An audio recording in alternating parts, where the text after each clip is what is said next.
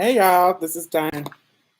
We are going to talk about Netflix's docuseries called Amend.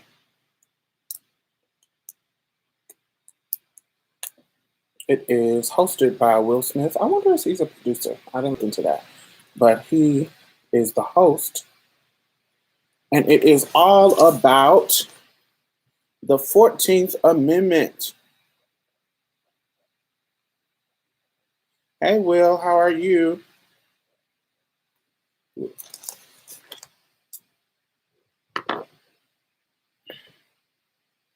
Thank you.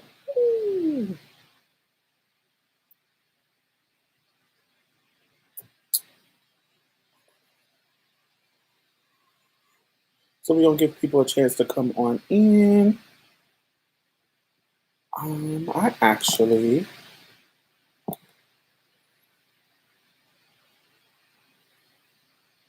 want to share. So I don't know if y'all know, but I host a podcast called Marsha's Plate. If you're new here, and because I host a podcast and because I love passive entertainment like podcasts and audiobooks where I can do other stuff while I enjoy the passive entertainment, I listen to podcasts as well. So one of the queer podcast that I absolutely love is called Your Gay Aunties. And it's hosted by two lesbian Black women and Red and, oh, how do you say her name? Anifa? I think it's Anifa. One is named Red and one is named Anifa, I think. Don't kill me, Anifa. I think that it's not, the pronunciation is different for me. But they have a segment that they do, not on their podcast, but that they do on their what is it called? They do on their Instagram live where they actually have read all articles of the Constitution. And so I'm about to put a link. What you talking about, Brandon? I'm about to put a link of their Instagram discussing the reading and discussing the 14th Amendment. So if you have never read, or, if you haven't read it or read any of the Constitution, they actually go through a lot of the amendments, all the amendments of the Constitution. I know in high school, it was kind of, or high school or junior high, whenever you started to read about the Constitution, it was like, oh Lord, this is boring, da da da da. But now that you're an adult and you can really examine it with a critical mind, you actually might want to go back and read the Constitution, particularly, if you are a part of a marginalized community, whether that be Black, whether that be immigrant, whether that be a woman, whether it be queer, whether it be trans, whatever marginalized group that you are part of, if you're a part of one of them, it's probably in your best interest, if you are a citizen of the United States or trying to be, that you go and read the Constitution. So yes. And that is the link to the subject of this video, the 14th Amendment. So check it out if you have time, and, check all their other stuff out. They're a great podcast called Your Gay Aunties, because they are older lesbian women and they give advice and all that kind of good stuff. Just amazing. I love them. So. And I mean, you cute or whatever, but you think you slick. We requested song selections for the Billie Holiday video, and we didn't hear enough. You sure did not. I told y'all in that video that I'm not a particular super fan of Billie Holiday's music. So our only song that I know of hers is God Bless the Child. And actually, when you made that request, I actually sung God Bless the Child all the way through on that video. So go back and listen to that. I don't know the rest of the songs at all. Oh, but thank you. Thank you for sounding. All right, so let's talk about what is your favorite parts about if y'all watched it, what are your favorite parts about Amend? For me, my favorite parts are, of course, the ones that they kind of went over the women's live movement, the women's when it comes to control, of one, the queer one, when it comes to love, and then the immigrant one. The immigrant one when it's talking about the history of immigration and how the 14th Amendment plays in all of those communities, women, of course, the race. The race is a big deal. Um, but definitely those. I think race is definitely my you hear about that one, and I think they explain it in one portion of Amen where they kind of explain that why all the other groups didn't go forward as fast, particularly in the gay segment, because you can hide that you are gay, and so you can't hide that you are black. You feel what I'm saying? And that's an element of that's actually a point of why some people who are black and homophobic, they mention that all the time. You black first. You can't hide that you black. And, they could be in the closet and that's behavior, da da da. You hear those kind of points made in homophobic rhetoric, but it's quite interesting why that is like an obvious truth.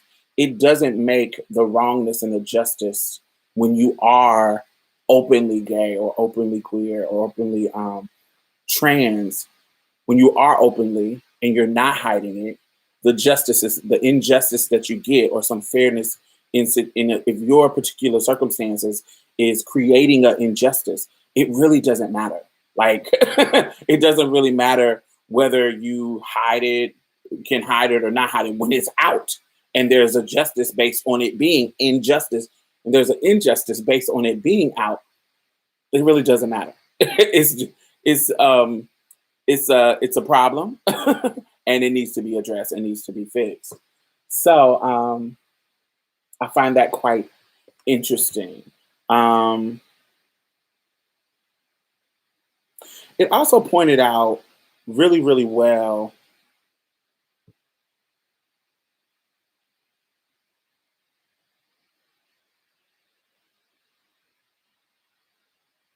That is true, Brandon. It was interesting when they discussed the whites' mindset regarding equality. It wasn't just about bettering them, about being better than, but having to exist side by side was humiliating to them. But that was a part of the being better. If it's humiliating for me to be in an equal situation with you because I feel I'm taught and I I feel that I'm better than you. So why should I stand next to you? You just were my superior pet. You just were my cattle. I remember I talked about this the other day in a video. I literally watched this man talk to this black reporter, and it was a video from years and years and years ago, like when television first went color, and the black guy asked him like, what were they thinking back then? He was like, yeah, we thought of y'all as superior pets. He was a white supremacist on television, proud, loud and proud. A superior pet, cattle, um, like a productive mule. And so they did feel. And then when we talk about, I'll talk about this. When we talk about what early settlers from Europe were, I don't like to call them settlers, early colonizers, because some people were here already.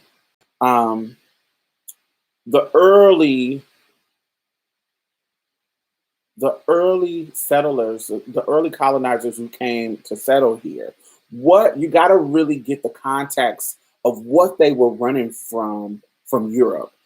I know when we talk about the revolution.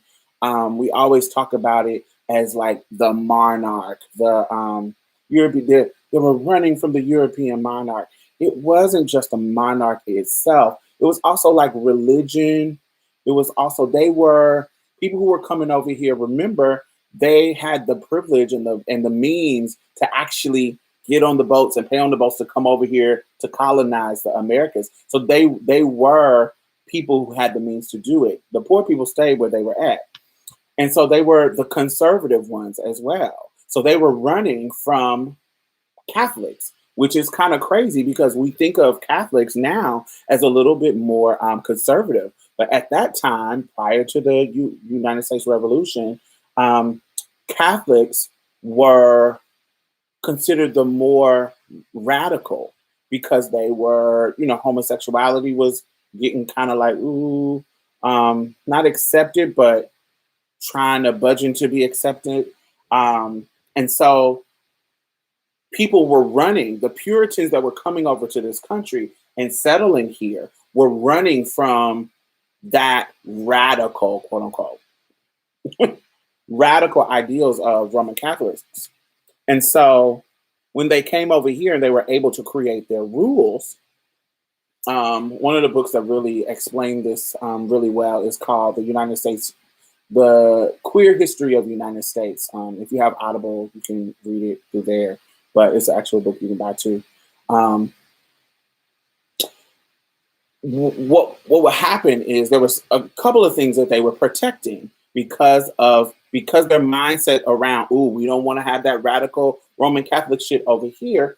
So we want to, another book is called Stamped by Ibram X. Kendi, where he goes through some history as well. And there's a preacher called Cotton Mathers that he goes through, he explains a lot of the mindset of the religious conservative when it comes to race, particularly in that book.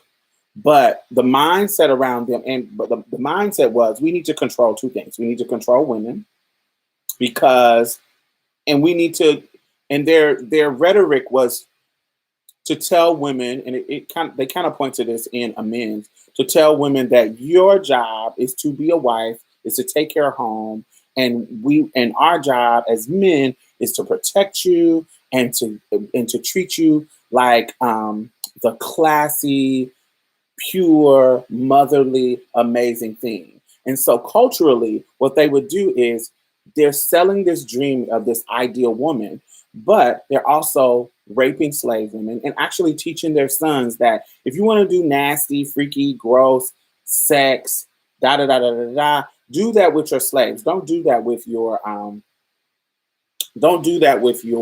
wife because they're the Christian pure ideal. And they were selling this to white women to fit this ideal. And so when you get married, when they were building up the Constitution, when they were saying all persons are created equal and can pursue happiness, da, da, da, they were thinking about men. They weren't thinking about women. Even Adams, what's her name? Adams' wife, I can't remember her name, something Adams. They talked about it on here. Even she had said something, but they didn't even think about addressing it because it was like women were an afterthought. It was like, they were thinking about the men. It didn't matter about the women.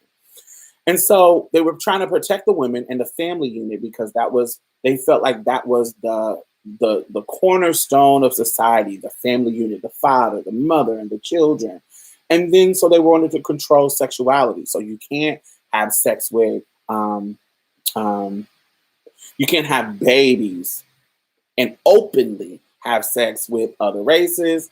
You can't have sex with the same sex. So any kind of lesbian, any kind of gay male stuff going on, anything like that. You can't be doing all that. And race, you can't be race mixing. So the whole structure was to conserve and purify white family unit, period. And the status of white people. That was the nature of what was going on in history at the time. So who started to shake it up and shake up that narrative was Black folks, because they were coming out of slavery. You feel what I'm saying? They were coming out of slavery. They were coming out of bondage. So, of course, the Black narrative is going to push the envelope first when it comes to um, legal cases around being seen as citizens, being seen as protected under the 14th Amendment, particularly around when the time that it was written. And that was in the beginning. But of course, it was about race when it was written. Also, am I the only one that kind of view the flag as kind of a white supremacist symbol? Of course, absolutely. Like, I'm an American, but I ain't necessarily trying to put flag on my car or clothes. Absolutely. I think the first time that I ever had something flag related was probably around 9/11, where I felt like, you remember when 9/11 happened? There was a sense of togetherness about Americans. There was a new sense. It's and just a feeling and just a slight feeling. Like, I know it wasn't reality, but it was something about in my youth, in my naivete, that there was a togetherness that happened right after 9/11. It was Americans against this foreign threat, believing the propaganda and all that kind of bullshit. I do remember buying a shirt with a flag on it. I actually own right now a scarf that is made into a flag, but I only bought it because the colors, it actually isn't this bright. Um, it actually is a sickening representation, symbolic representation of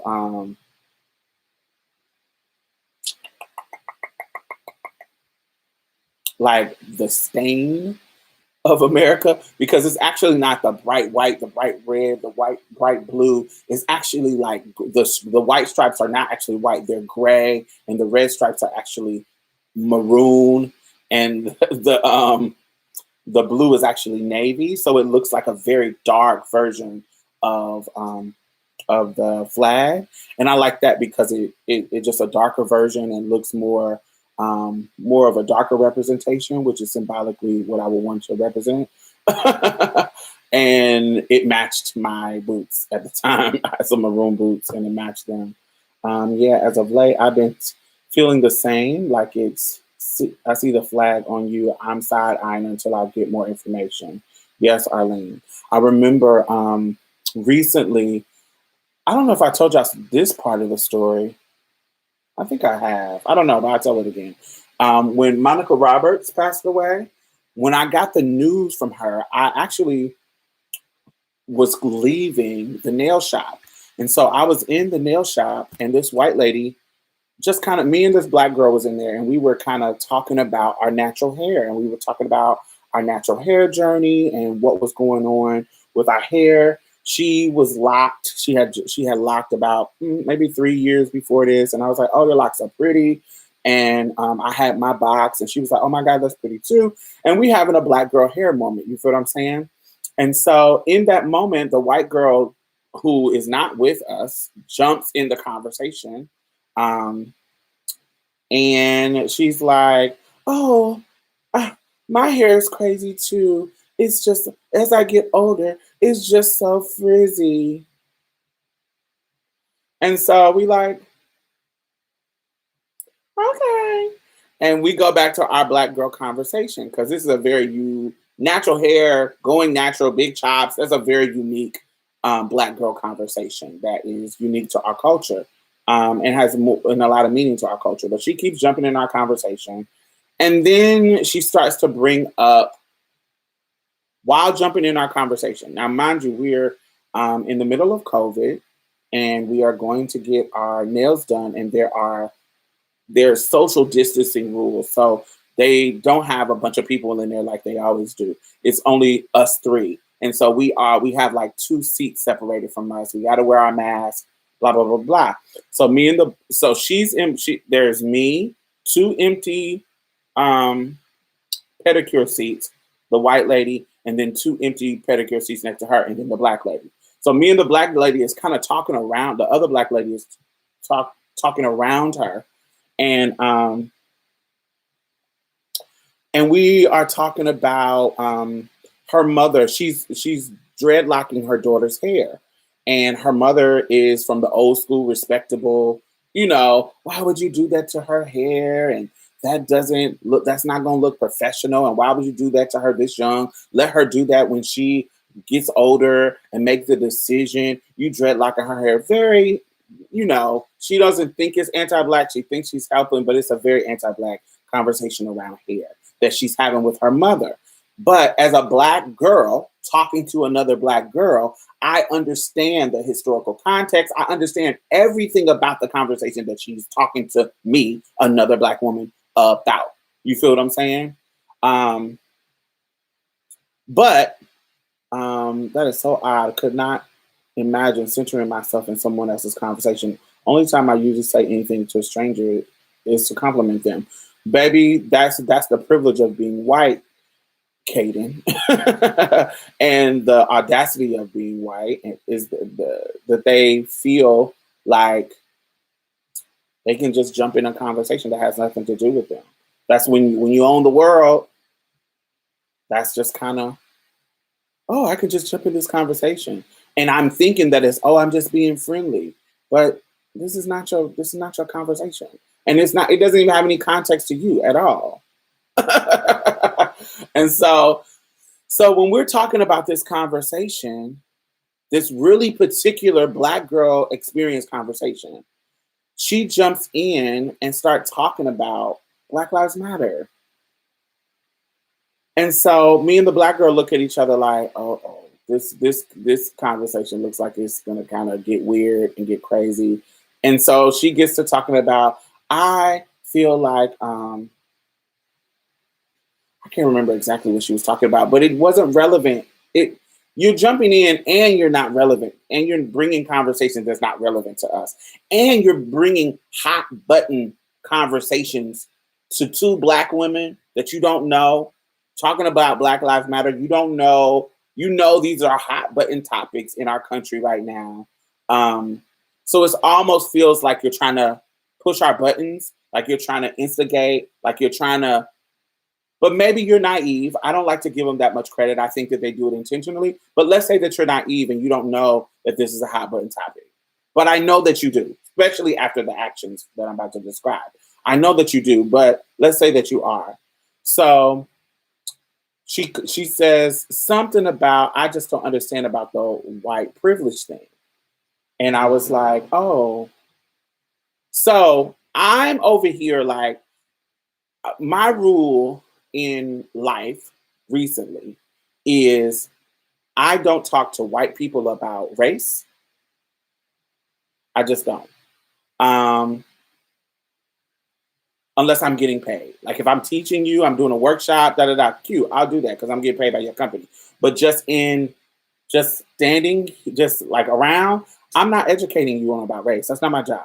And I don't feel like it is draining. And sometimes you're sea lioning me. Sea lion is when you're asking me questions, almost like from a space of, oh, I'm just asking questions. I'm just curious. Your intention really is not to learn, it's to agitate. And you're asking silly questions or 101 questions. I'm like, you don't know this? And so I don't really talk to white people about race. So when she gets to talking about white privilege, I'm like, and go back, put my headphones on, blah, blah, blah. But the black girl, there's different experiences with black girl. I am a hood black girl, proud to be black, always gonna be black. That's what it is. This black girl, you can tell by her vernacular that, she might be a little, I would call it whitewashed, or she might appreciate white opinion more than I do.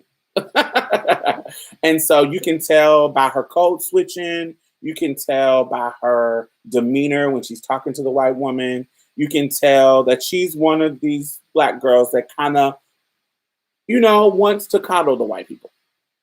So she's like, oh, I understand that you don't know, and blah, blah, blah. She's being really, really nice and explaining. And so she's trying to pull me into the conversation, the other black girl. She's trying to pull me into the conversation. And I'm like,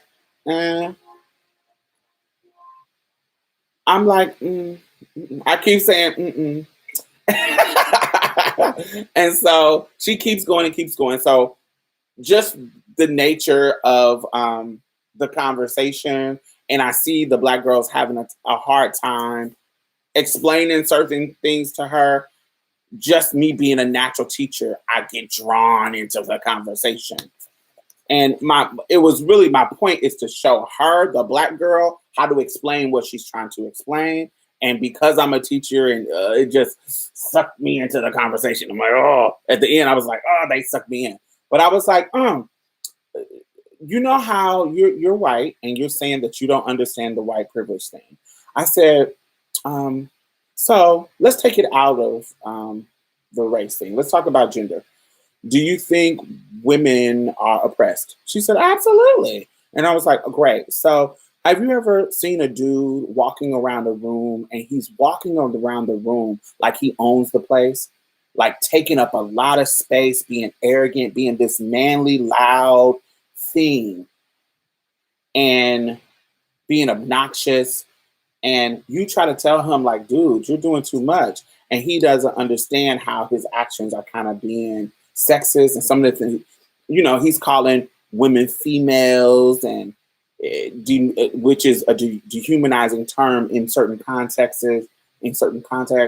Um, He's just, a misogynist man and how he acts and what he does and what he says and how he doesn't make, he talks to all the men in the room and doesn't talk to the women like they're equals.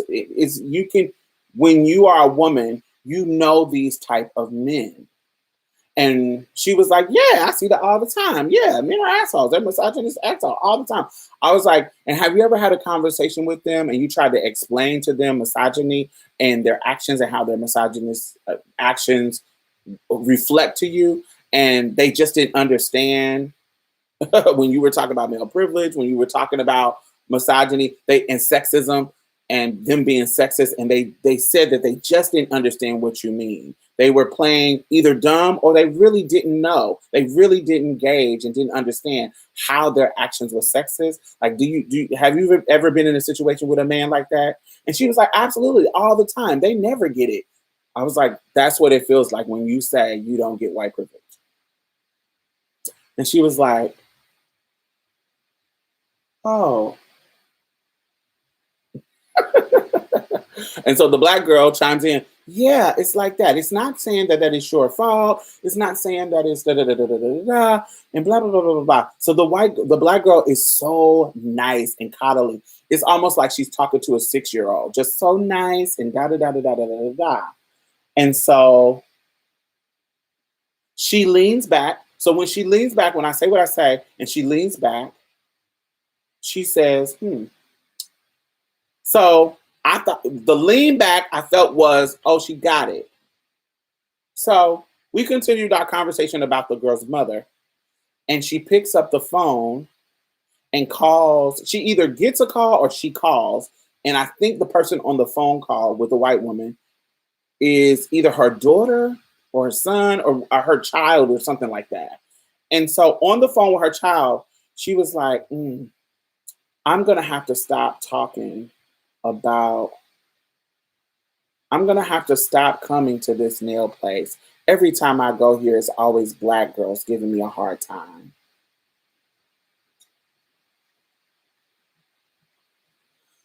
So me and the black girl is like, what? Wait, we weren't even talking to you. You jumped in our conversation, asking us questions about white privilege. What are you talking about? So mind you, how I'm reacting to y'all is not how I'm reacting to her.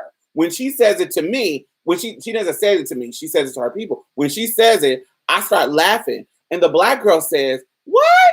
What are you talking about? She responds like this. And so I'm like, what? And I was like, to the black girl, I see, this is why I don't educate white people, because they're not going to get it. They don't want to give up the power. They don't want to give up the privilege. So they pretend that it doesn't exist. They But then when you do a test and ask them, like Jane Elliott does, and ask them, will they give up their privilege? Will they be treated? Could they, if they could choose to, would they be treated to be would they choose to be treated like Black people are in this country? If they could switch, would they be okay? If it's equal enough to them, would they switch? And all the white people say no.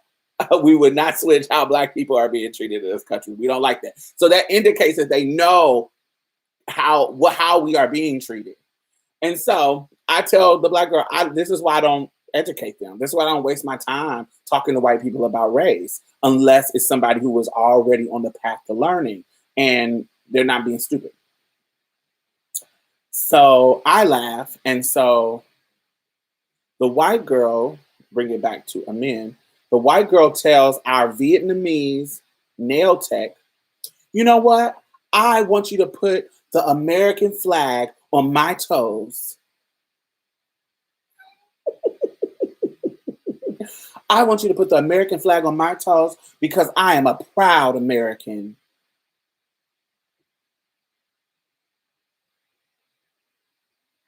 And I say to the white woman, I say, and that, my dear, is actually another small little version of white privilege, because me as a Black woman, I could never use the American flag as a jab to stab you with. You're trying to pop us with you putting the American flag on your toes because somehow you are the real American and we are not, even though none of our conversation was about our lack of citizenship, because actually we are all citizens of the United States. But you, as a white person, can use the American flag as a symbol to stab us with, to other us, to make us feel like we are not American citizens.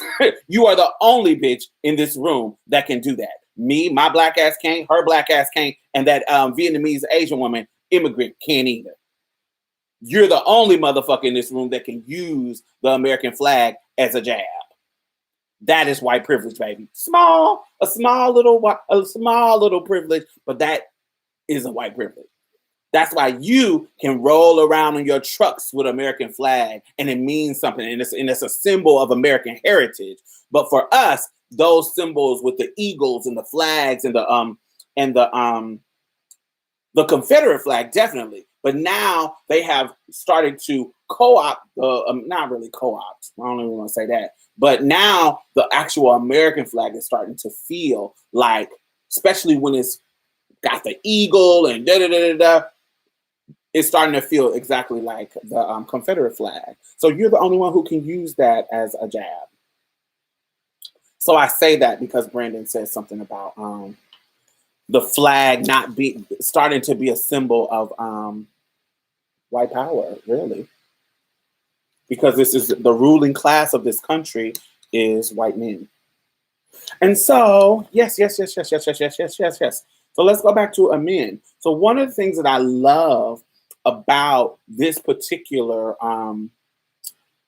docuseries is their emphasis on making the connection between us all, like all minorities in this country, all the fights in the public sector when it comes to politics, all the fights, they were making the connection to how we all were connected and how we were all affected, disenfranchised, or enfranchised by the 14th Amendment throughout, the history of this country. I love how they were making the connection.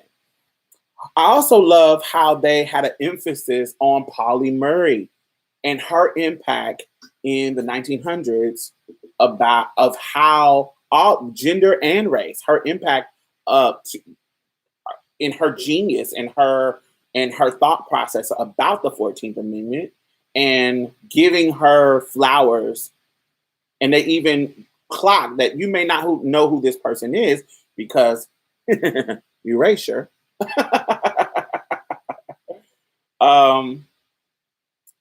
It is not surprising that we don't know that the liberal woman of the Supreme Court was her early career was influenced by a black queer, possibly trans. Well, I don't even want to say possibly because in her diary she was saying that she felt like she was a boy. So black queer trans person, and we don't hear about it because who cares that we co-opted the thoughts of this black woman? Who cares? And then a white woman, Ruth Bader Ginsburg, Jewish white woman,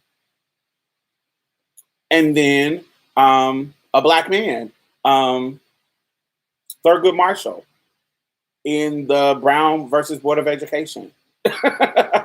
They use Polly Murray's arguments to win their cases. These are landmark, with Roe versus Wade, with it's all the landmark cases of the 1900s. Polly Murray is setting the standard of how they can win and how they did win. And this is a black, queer, trans woman. Let's not say woman, trans person, because they didn't come up in a time where they could actually actualize their transness. So we know that she was assigned female at birth.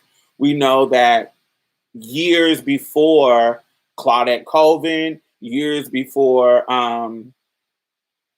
Rosa Parks, she actually was arrested because she was refusing to give up her seat on a bus. So, Polly Murray has been a game changer. So, and it's not lost to me that this is a queer trans person. That's amazing. So I love that they shout her out and share her contributions, because it's quite amazing, and people don't know that that some of the biggest legislations wins come from her brain. She was requesting hormones, but I don't think she was able to procure them. Right? Yes. I thought Polly Murray wasn't cis. So in her, she's trans. So what happened was, so she lived her life as a lesbian woman, butch lesbian woman, but when she passed away, and then she started to be this brilliant lawyer, and then and she couldn't get accepted into things because she was a girl, but then she went into church to be into priest or some kind of churchy Episcopal priest, some kind of church like that. But in that time, when she passed away, she gave all of her diaries and stuff like that to a museum before, and in the diary, she expressed transness. She went to get an X-ray of her body to see if she was really a boy. She was feeling the dysphoria. She was requesting to be on hormones. Everything that a trans person would do, but in a time that they didn't have the structure, the infrastructure, and the support to be trans. And so white people did, if you remember, the first two sex changes was a trans man and a trans woman, and they were white. They were rich white people. One was in the military, and one was Roberta. What was her last name? There's a documentary about it. Just look it up. I can't remember exactly what it is, but it was a trans man and a trans woman, and they dated. So they had access to hormones and everything. But this is a black girl in America. No, not Christine Jorgensen. Not Christine Jorgensen. This actually was somebody before her, not in America. Christine Jorgensen, and it's Jorgensen with a J. Christine Jorgensen was the first one in America. They had already done sex changes in that country. Christine went to Denmark to get the sex change. They had already done people. So the first two people were rich white folks.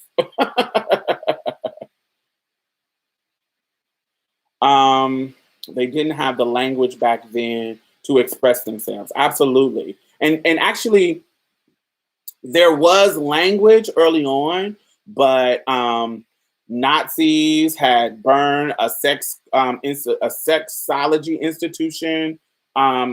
These kind of conversations were happening in Europe and partly in Americas. If stuff was happening, but people were intentionally destroying the history. Like the movie Danish Girl. Yes. Yes, exactly like the movie Danish Girl. Her name was Edie. Edie Edinburgh. Is that her name? Something. But yeah, you can look her up. The real woman behind the Danish Girl movie, played by something Redmayne. What's his name? Redmayne? I can't remember. But yes, that's a great movie reference. But actually look up the actual people the movie is about. So you can get the context. So yes, Polly, in her own words, was expressing her transness.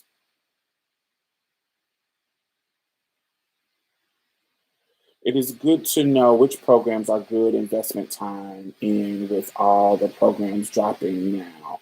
What do you mean by that, Kaden? I don't know what that means. Added it to my list. Haven't watched it, but attending. Oh, okay. I'm sorry, I didn't read up. Um, I have about 40 or so pocket episodes of vast variety on Spotify. Well, I my podcast is Marsha's Plate. We were actually featured and got a contract with Spotify last year during Pride Month. It was so great. So yes, I love how they talked about Polly Murray and gave her flowers and shared her connections to the Black connection to Thurgood Marshall winning a fight for Black people, and then her talking about the connection with Ruth Bader Ginsburg about her using her mind and her thoughts to push the narrative of the women's connection. I love that they are making the connection between this Black queer trans entity, pushing the culture forward because they understood the intersection of these two issues and these two problems in the same way that like a Kimberly Crenshaw did later with intersectionality. So Kimberly Crenshaw, who is featured on at Men, she describes a case where um, Black women were suing this company for discrimination.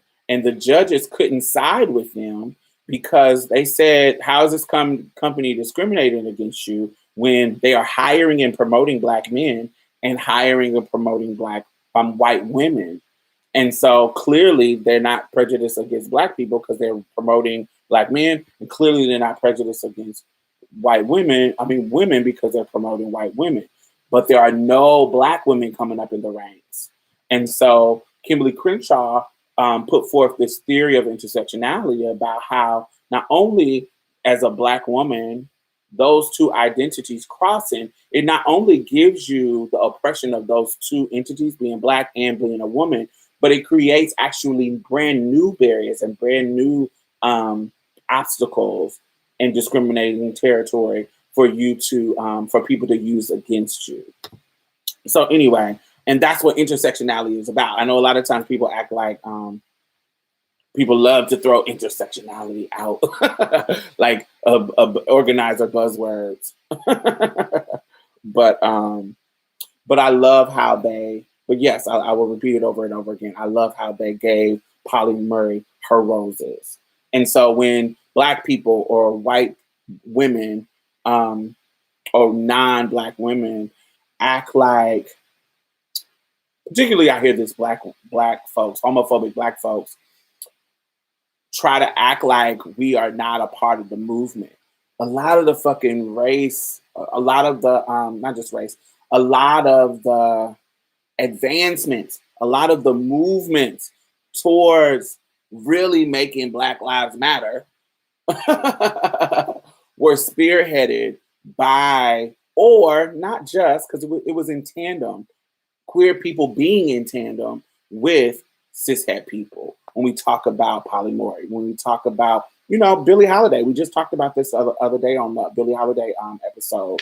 When we talk about Billie Holiday, Bayard Rustin, it wasn't common knowledge, but it should be common knowledge now that he was one of the architects of the movement, one of the main organizers who was doing Freedom Rising, who was organizing the March on Washington, and because of homophobia, couldn't speak there. So thank you, baby. Couldn't speak there when we talk about, even this uptick, the Black Lives Matter movement. 3 queer women started this, and one of the pillars is to include Black queer people, trans and all. And so, yes, there are some chapters in the Black Lives Matter movement there that can be homophobic and that can be transphobic and so on and so on and so on around the country. But one of the main pillars of the organization is to be inclusive of all Black people when you're in the fight against police brutality. And so in my mind, I feel like,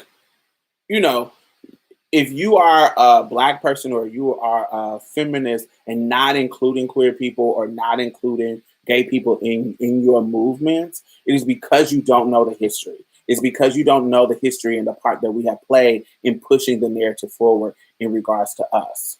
And I think erasure is quite annoying because it doesn't give you a full picture of how we all have played a part. That's another thing about amends. It shows you how Congress and the Constitution, the changes in those documents, the changes in those protections is a slow, grueling process of case after case after case moving us forward. And so when you erase certain cases or prioritize certain cases, now, of course, there are certain landmark cases that are quite important, but there were different, as we've seen in the history that this docu-series laid out. It is case by case that leads to the change. So even when we think about gay marriage, one of the disappointing things about here is that I wish they would have included the case of Christy Littleton and versus Prom, because this was back in 92. The first case that was failed was in like 75.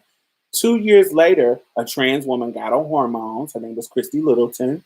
In 1977, she got on hormones, but she married her husband, and her husband was killed by a doctor. And she brought up a lawsuit in Texas against that doctor, because they killed her husband. Do you feel what I'm saying? And so she had married him in 92. And in that case in Texas, they said that her marriage was invalid because they found out that she was born a boy. So this is a same-sex marriage case. And so they invalidated her marriage because she was not born a boy, even though she had got a sex change. Not saying that you're not a woman if you don't have a sex change, but based on the laws of the land, you had to have a sex change to change your ID. She had her ID change. She had her sex change. She had been on hormones for years and was living a life of luxury. Not really luxury, but on a ranch with her husband. And they invalidated her marriage. That is a marriage equality case that should have been mentioned. That was in the early days before we even got close to getting marriage equality. And so this is a trans woman's case, but it didn't look to me, trans women at the time, and even now, I don't think that they are in a as respectable position as gay couples. Like, it's like, oh, gay couples. Now transness to this day, right now, transness is the new frontier to discriminate against. So telling that story now can easily be forgot. It can easily be thrown to the wayside. That's why they featured a white gay couple. So yes.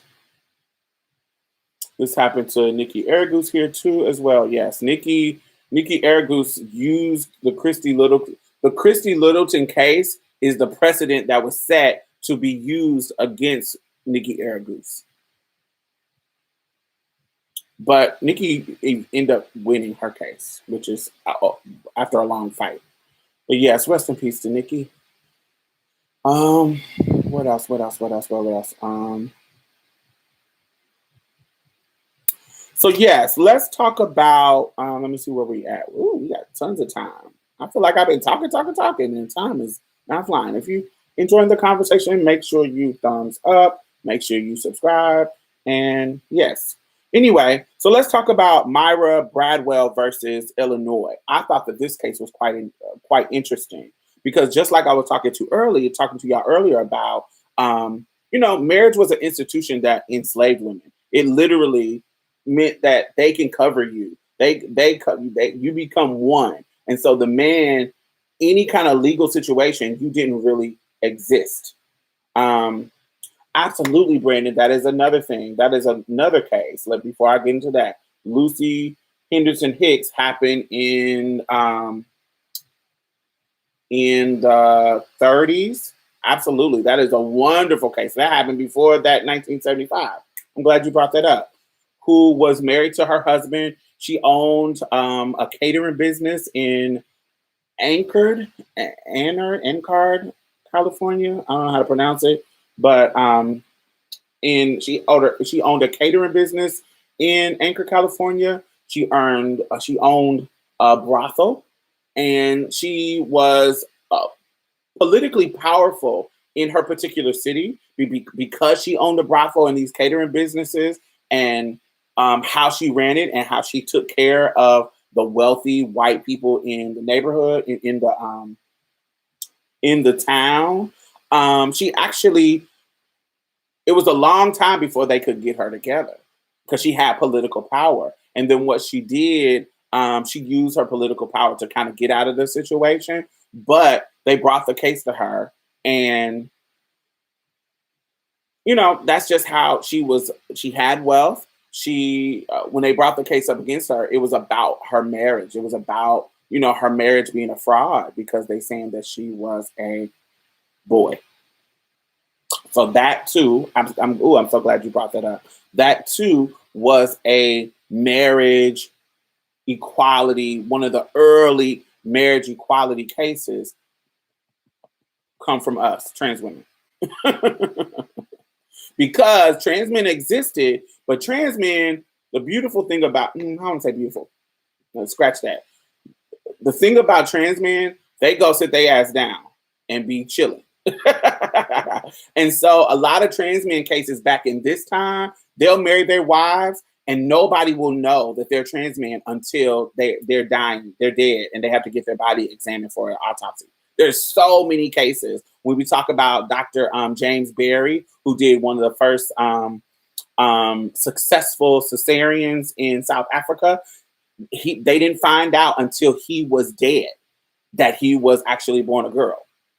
And he had been a doctor in the European army, just crazy. There's another white trans man in either Missouri or I can't remember, somewhere in the Great Plains area. It could be Kansas. It could be, I don't know. I don't know exactly where it's at. I have to look it up again for you. They didn't find out that he was trans until after he died. Same thing with Little Axe, Wilmer Broadax. I think that's how you say his name. Black trans man who was actually one of the top singers in the gospel quartet group coming out of Mississippi. That whole gospel quartet group, it was one of the main lead singers was a trans man, a tenor. And they didn't find out that he was a trans man until he was killed, stabbed to death by his lover. So a lot of Black trans history. But yes, going back to Myra Bradwell versus Illinois. So she is a white woman who is married that wants to be a lawyer. And the Supreme Court says the state is allowed to discriminate against her and not allow her to be a lawyer because of women's natural difference from men, how they are more timid, and how the law of creation is for them to be wife and mothers. So, like, this is the Supreme Court writing this writing this in response to this ladies. This lets you know how patriarchal and misogynistic and how no control they had. We take for granted the things that we can do as women now. Not saying that all the oppression is gone, but back then it was crazy. And so I find it quite interesting that people back then were using the biological differences between them and men to keep them out of rights, because cisgender women now try to do that with transgender women because of our biological difference. Oh, you don't deserve to be in this space and have the same rights as I do. Isn't that ironic? And remember what I told y'all back in the day. They were like, "This is the family unit. This is the core tenet of our society: the family, the unit, the marriage, and all of that stuff." The court said if we shake it up, it will shake the existence of our society. So the rhetoric was selling it like women actually not being mothers and not being this frail, fragile, protected thing. Actually, you're not doing your part if you're not playing that role, because it shakes up society. Let the men handle it and you go be mothers. You go have babies.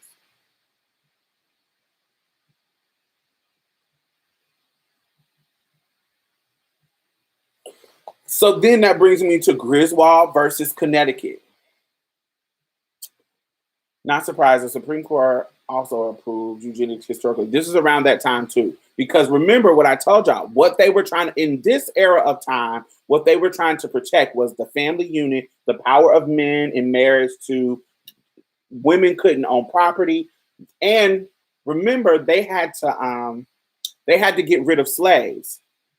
So now who is going to take care of stuff in the house? Because we don't have our slaves to do it. So it's going to have to be the women. So now we have to change the narrative. At first, it was the slaves were meant to be. This is the curse of Ham. They try to make it biblical. This is the curse of Ham. This is the curse. This is the consequences of Ham. And you're supposed to be under us. You're supposed to be a slave. You're supposed to be a good little nigga girl, a little nigga boy. And it is your Christian duty to be a servant, because this is the consequence. And so you're supposed to clean our house. You're supposed to do the work. You're supposed to do all that. But once that was abolished, now it's like, women, all right, now you are supposed to take care of the house, take care of the things, have us babies and sons and kids, a bunch of sons, so they can tend the farm with us, so they can tend the crops with us, because we ain't got our slaves no more. You see how easily, because of the dynamics of power, how easily the narrative can change to something else once we get a step forward. And we see that theme throughout all of the episodes of this series. That theme of them adjusting their narrative to win or lose.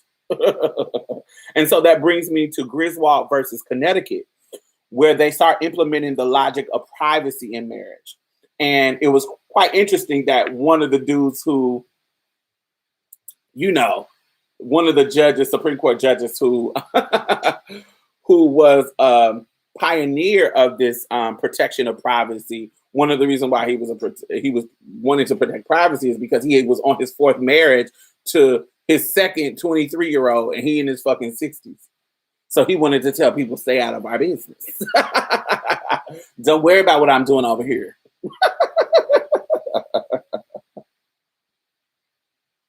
But it's funny how when they'll get motivated when it impedes on men's rights, when it impedes on their rights, then it's like, oh, then the Supreme Court judge wanted to protect his own ass, right? It's interesting how things become for men as soon as it becomes important. Agriculture, medicine, herbs, cooking, yes, absolutely. Oh wow.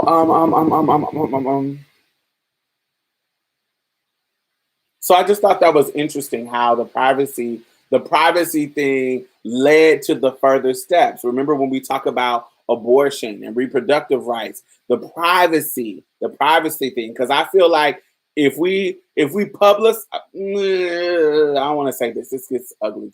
I don't like that. But just say, imagine. I don't want this to happen, but imagine that if we force people to do paternity tests and we publicize abortions,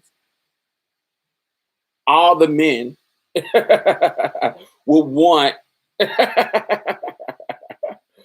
would want abortion to be legal because all the Republicans that have babies that they done got aborted.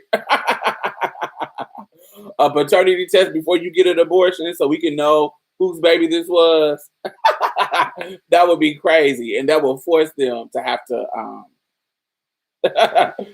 protect their ass because you know a lot of mistresses done had abortions, child. I think that would be crazy to. I don't want that to happen, but I think it would be because it impedes on the privacy of the actual woman whose body it is that's making that choice. But it's say that we could have that happen. Um, the men would hate that because then they would have to be honest. They would have to be honest about if they're cheating or if they had a baby that they were down to abort, all that kind of stuff. Because at this point, it's all the guilt and the shame and the burden of the abortion is really on the woman.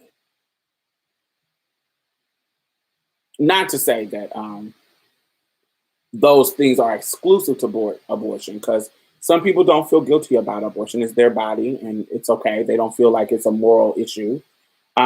People just don't have anxiety about it. It's their choice. So I know that is a romanticized narrative. Oh, you're going to feel so sad about killing your unborn fetus. That's not necessarily how it goes. That's not necessarily how people think about it. That's not everybody's experience. So that is also a romanticized mindset about abortion. So let's talk about Bowser versus Hardwick. That is in Ohio. Yes, Ohio, where somebody was caught having consensual sex in the privacy of their own home, and they basically said the states have a right to make it legal or not. They addressed all these kind of issues in Coming to America. I got a lot of, I don't want to say all these kind of issues, but I got a lot of feminist vibes from the new Coming to America. I loved it. I'm going to do a video on that too. I'm going to do a video review of it. I thought it was pure, hilarious black joy. Campy, it was fun. I just loved it. So I'm going to talk about that too in a later video. Um, So this is the first time like the state is saying no homosexuality. The state, not the Supreme Court. That's not our business. The state is has a right to step in and decide if you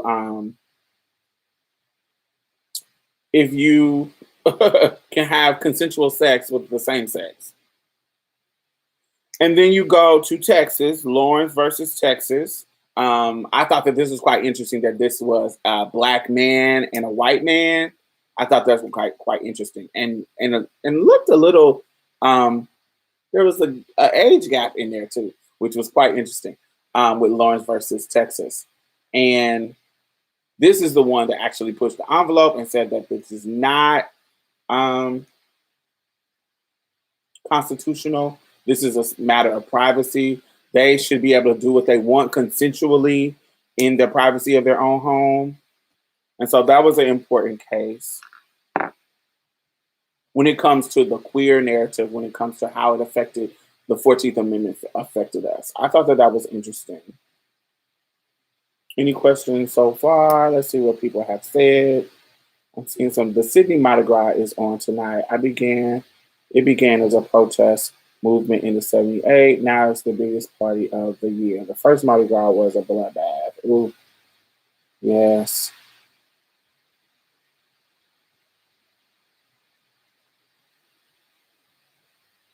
Sometimes I get content on notification, but then I'll hear criticism from disabled activists like it's swallow that it's ableist.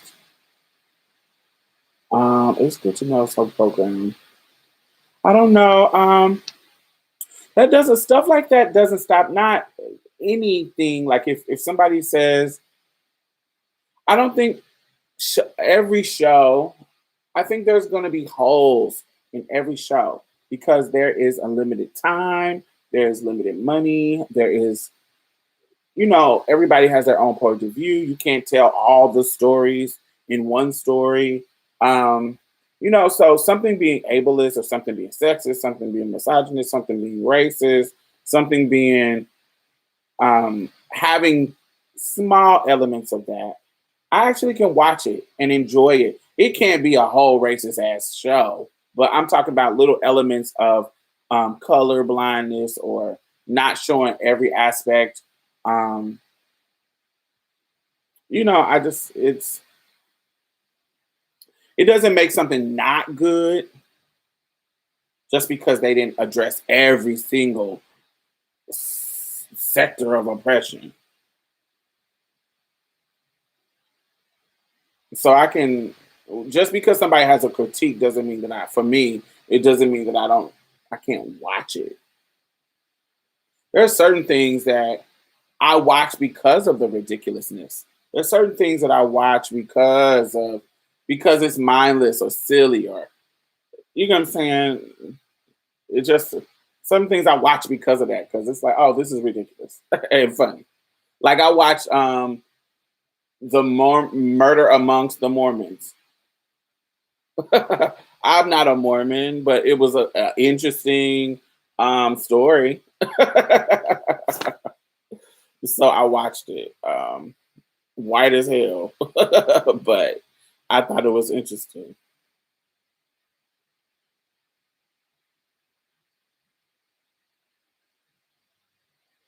It ain't nobody. This ain't nobody business how he tore them pegs up, right?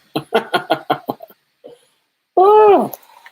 Another element was quite new to my personal education. Not new, but you know how like there's ranges of things that I'm educated on. I'm not I'm not ignorant to immigration laws because I do look into stuff like that just because I think all oppression is connected. But so I know some things, but certain details about history about immigration, I don't necessarily know because I'm not particularly active in looking into the history of immigration. I look into the history of a particular case that I'm hearing from, or something like that. You feel what I'm saying? I look for it in only it goes back so far, but to hear about the Chinese people, how how black people always say wholeheartedly and true that the economics of this country was built on slavery on the backs of black people. That is totally true. Um, to hear another element of the industrial industry being built not only on the backs of the money that was made from slavery, but then they used Chinese labor to build the railroads, which was a key in the industrial time growing. And so to hear that another minority race has a claim to part of the economic growth of this country. And then when we talk about all the labor that all the um, remedial labor that like the Latinx people do in the country that adds so much economic power to the country of now and so on. It's so many claims, but all of which are true of the amount of contributions that immigrants and people who are not immigrants add to the country and the idea that these people who are in the ruling class who are actually immigrants themselves. All of this is so ironic. It's so crazy.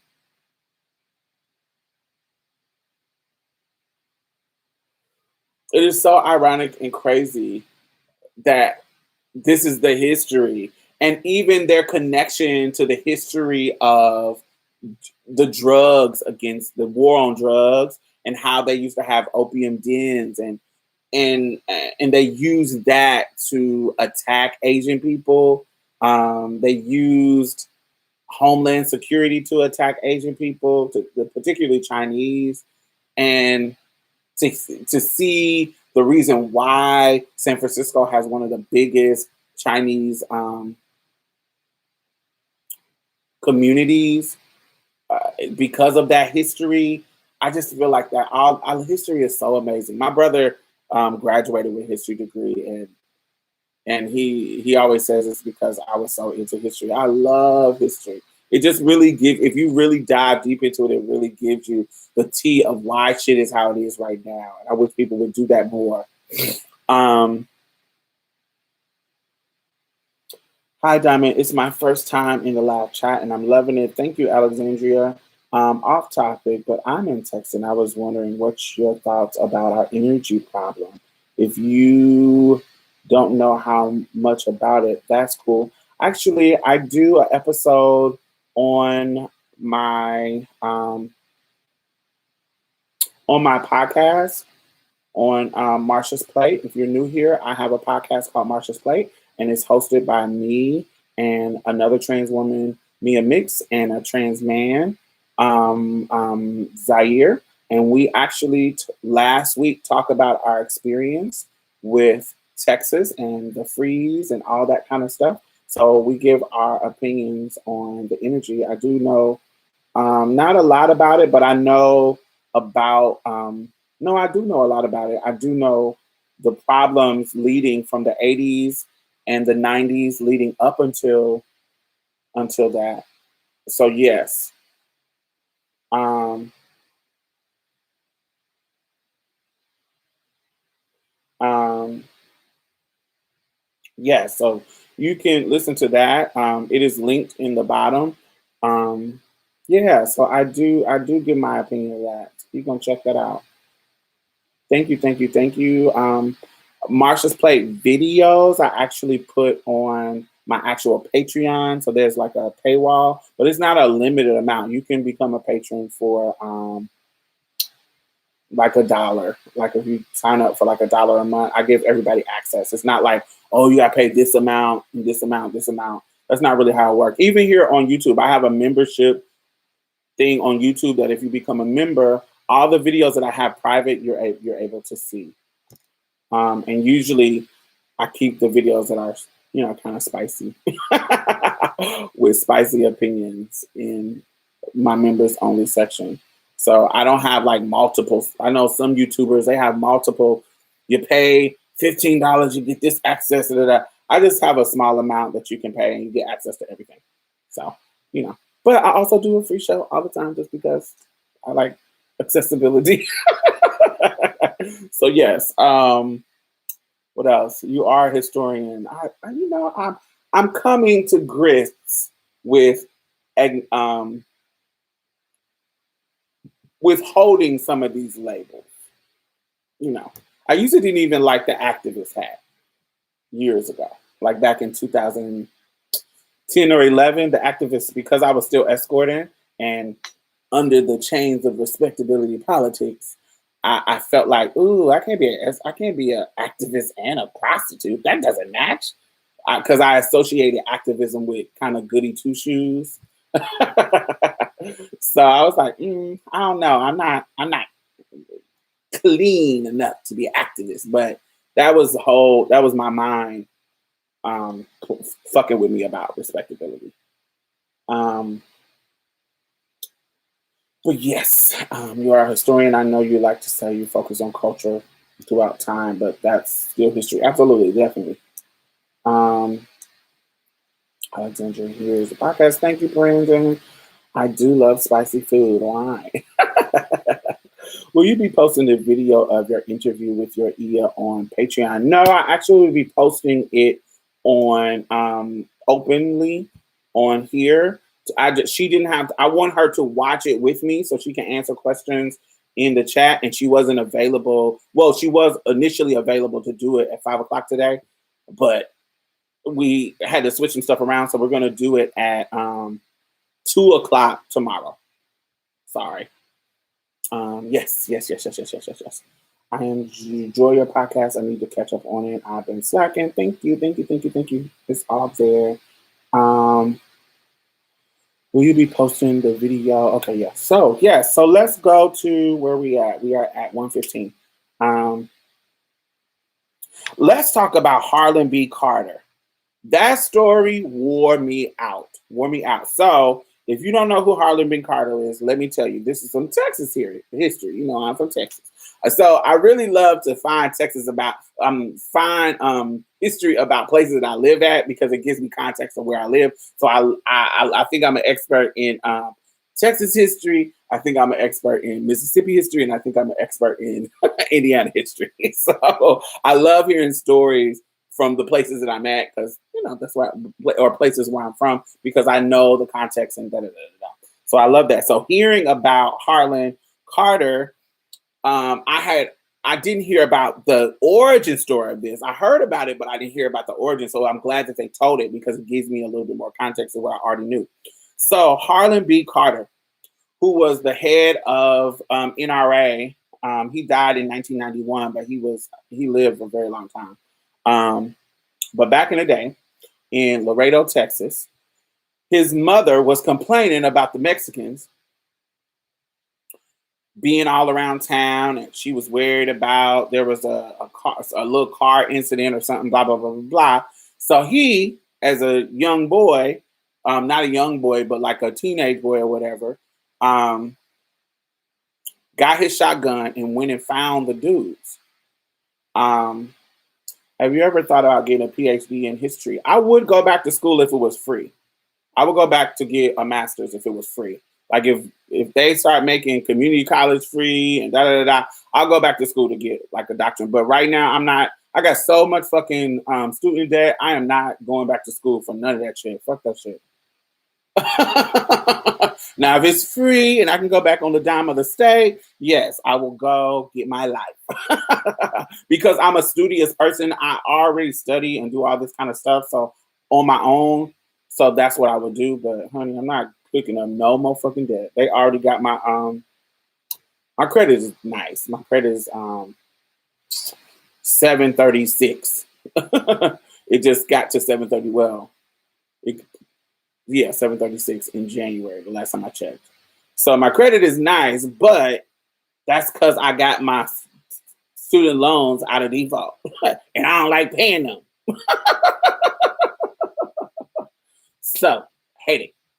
Anyway, so he shot the boy. So he ended up, he found the little Mexican, they were all the same age. He found them and said, you need to come back with me and talk to my mom because she don't understand some kind of stuff. And the Mexican boy was like, boy, if you don't get out of here, I'm not coming back to talk to your mama. That's not my mama. I don't care about that. And I'm just paraphrasing. That's not my mama. And so he put the gun up to his chest and shot him. This white boy shot this Mexican boy and killed him. He gets convicted of the crime. And because of the powers that be, it get overturned on a technicality. So he joins the Border Patrol and over time becomes the head of the Border Patrol, United States Border Patrol. Then he becomes the head of the NRA. So this nigga with his history of killing Mexicans becomes the head of the Border Patrol. So you know they was doing fucked up shit to the immigrants that were trying to cross over, the women that were trying to cross over, because we know the history of rape when it comes to women. You know these people were not doing what they were supposed to be doing, especially with this kind of person in leadership that hates Mexicans in this kind of way.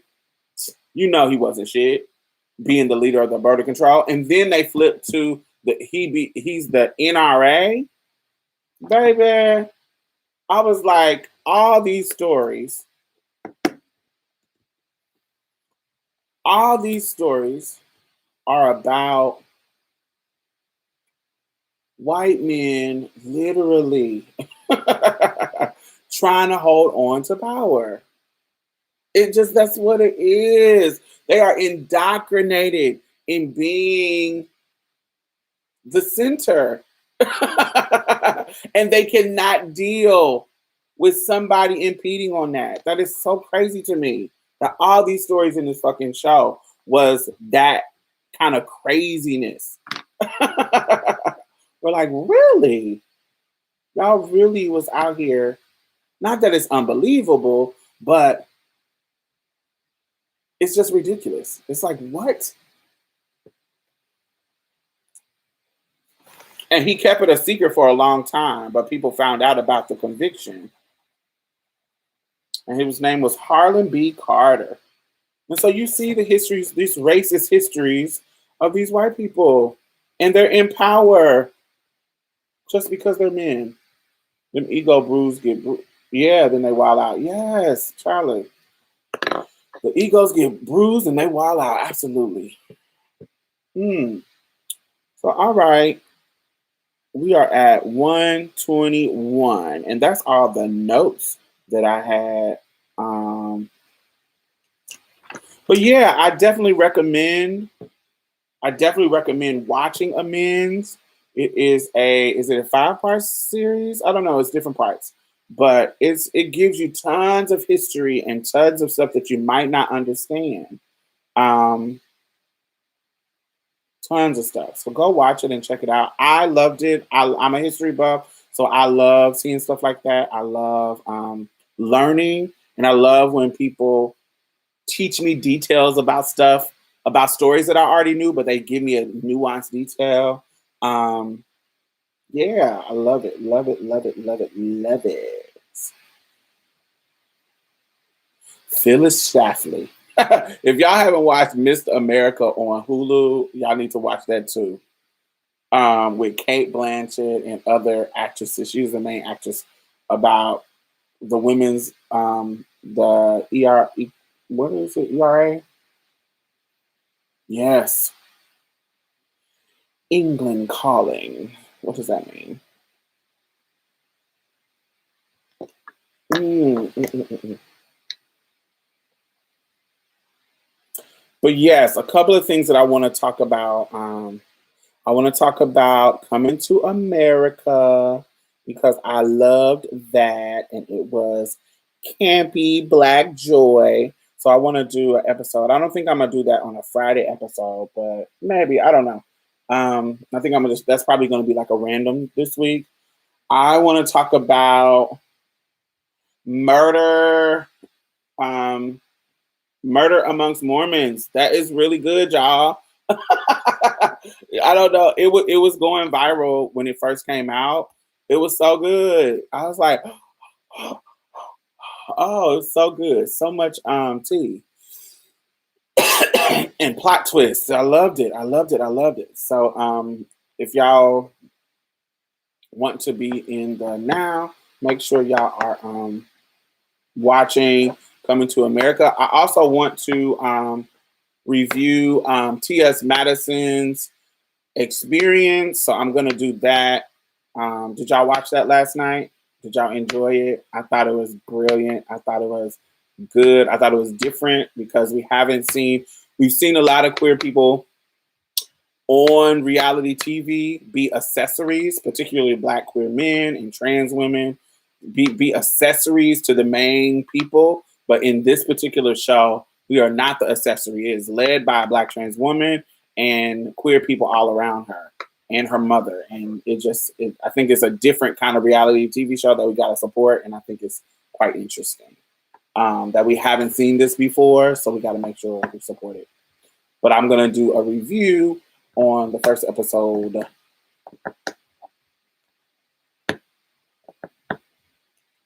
Yes, I thought it was interesting how they showed immigrants' contribution to the GDP. Immigrants have a place in capitalism or they wouldn't exist. Facts. Facts. Or should I say capitalism wouldn't allow them to exist? Absolutely. Yes, absolutely. Honey, if the working class people actually got together and stopped working, look at what Corona actually. This is no tea, no shade. Corona is actually showing the power of the working class. If we stopped working, look at what happened with the strikes over in is it Amsterdam? Who did that big old strike? I can't remember back in the day. I'll look that up so we can talk about it another time. But there was a strike that actually worked because the working class fucking striked. It's a couple of strikes that actually worked. It's not just one in history, but it's a couple of strikes that worked. Women strikes that worked. And so Corona showed us that when you stop shit, it affects. She scared me at first with some of her verbiage, but after I relaxed and enjoyed it. Yeah, you know, she still tears medicine. Y'all know, you know, she's on that. She toes that line of butch queen and trans, and when it comes to the verbiage and when it comes to talking, I think yeah, I think that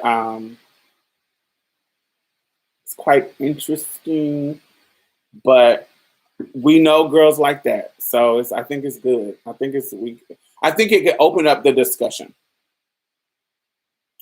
and the smoke to cultural demands of white supremacy, and that spoke to the cultural demands of white supremacy versus the economic demands of white supremacy. Boop. Yes, I think that's beautiful. That's a beautiful point because they are different.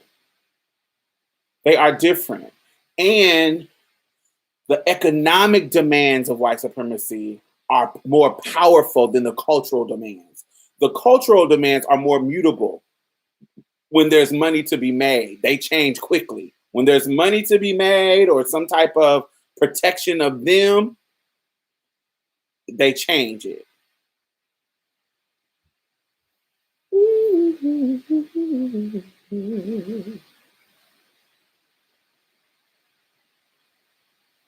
Mm-hmm.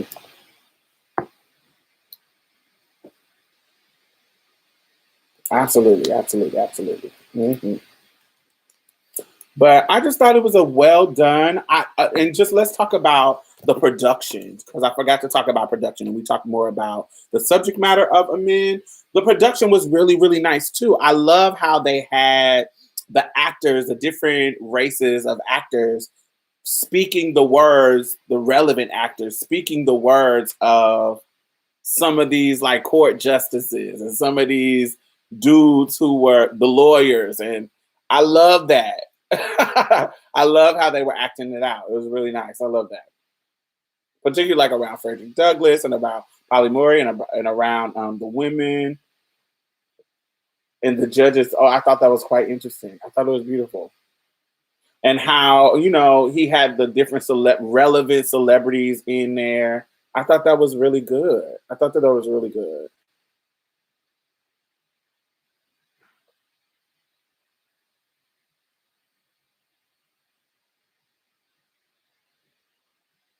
I'm hearing shots, bitch. We don't do that out here with Jasmine Master Stay.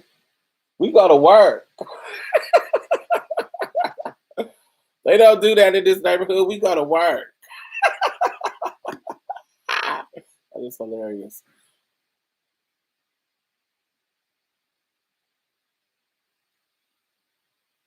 I'm hearing gunshots, bitch. What's going on? I don't like all the famous people. It was too many. To me, it sort of becomes a who's who at one point. Oh no, I liked it. I like that part. I like the relevant how when it was Polly Murray, they brought when they were talking about Polly Murray, they brought Laverne, they brought Lena Wave. Yeah, I thought it was cool. I didn't like all the famous people. Yeah, I liked it. I thought it was quite interesting. Hold on. Ooh.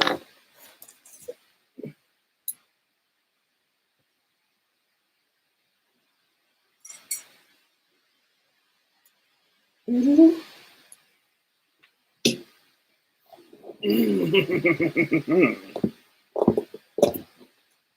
want yogurt.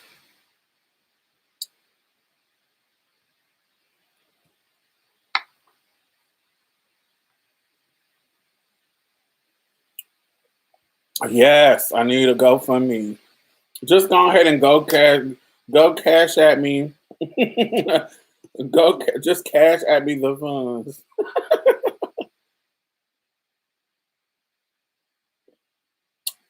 This is my favorite yogurt. Nasus, Nusa, or however you pronounce it, Nusa.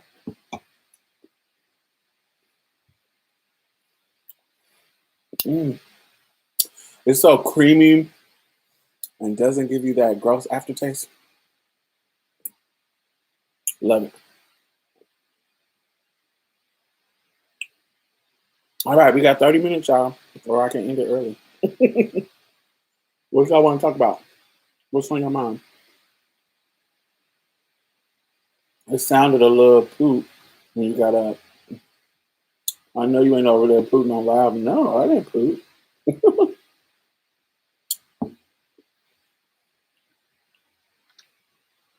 I make sure I poop before I get on live so I don't have to poop. Piss, poop, and boo boo.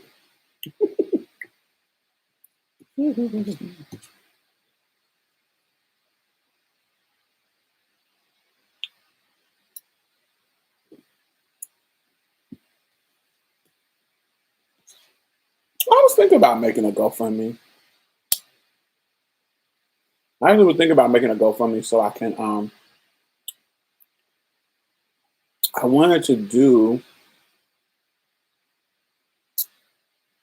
I wanted to do like a 50 state, like every one of the states. I wanted to interview like a unknown activist, or a girl making rounds in her state,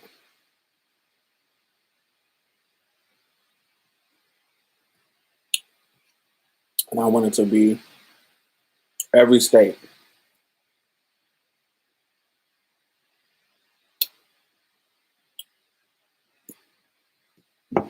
So I was going to do a GoFundMe to raise resources for it, but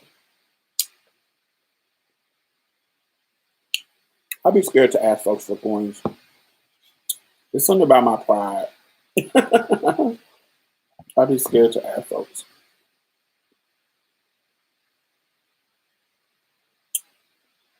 I'm sorry to keep asking, but were you able to get in touch with Hari Sai?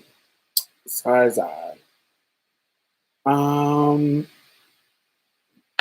I think when you sent them to me and I followed them, they ignored my message.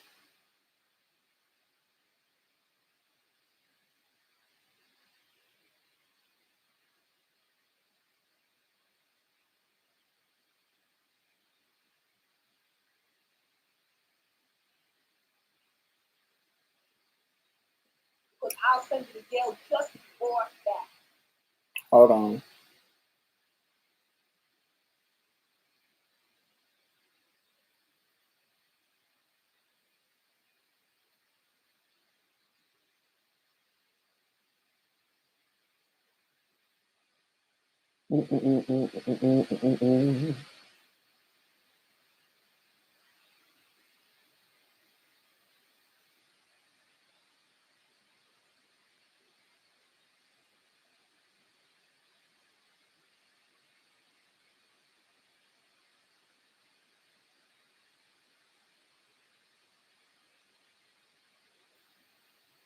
Where did you send it? Did you send it to my Diamond Stars account or my Marshall's Plate account?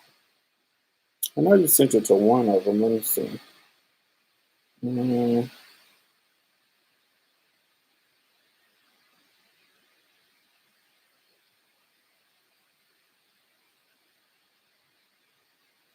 I can't remember. But I know I sent a message.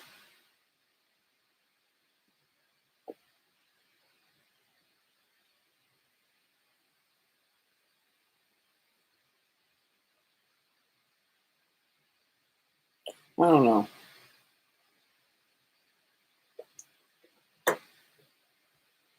Yeah, I don't be chasing people. Once I reach out, I might reach out a second time. Maybe. Maybe. Maybe. Um, if you were commissioned by Netflix to do a documentary on a topic of your choosing, what would it be on and why? Um, wow.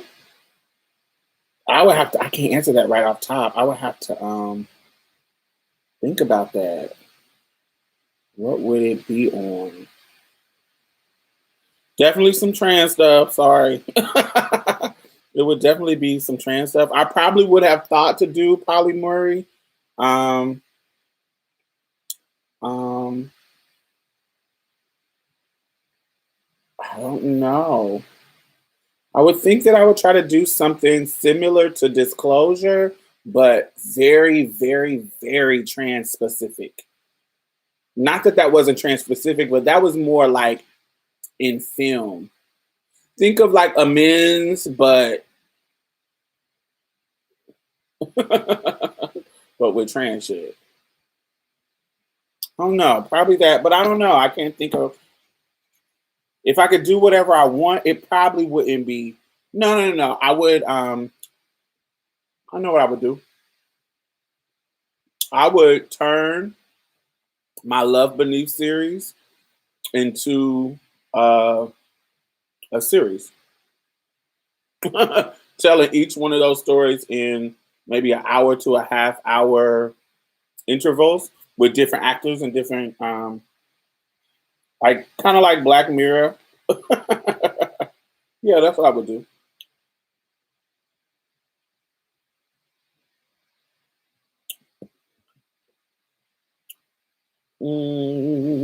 Okay, I'm gonna leave. I'm sure it will go well. Nia started a GoFundMe for a poll, not knowing her partner Ness was one coming in the mail. Ended up raising 1K in 2 days. Oh, work.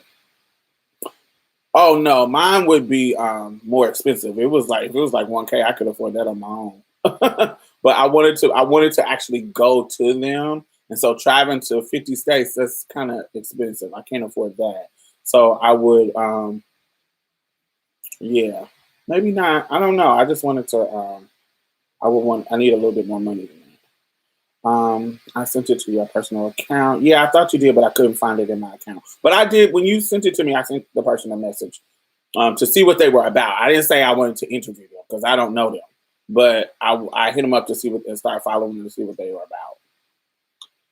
So you give Tia's Medicine a thumbs up. She looks fast. Yes, I do. Tia's Medicine is a friend and icon. Always get a thumbs up for me. Oh yes, that would be amazing. Would you cast to play you? So I wouldn't do it as a person as myself. I would do each story as um a standalone story. It wouldn't be necessarily me. I would do it in a way that it could be whole different actors on like Black Mirror. It would be like it could be whole different actors on each episode.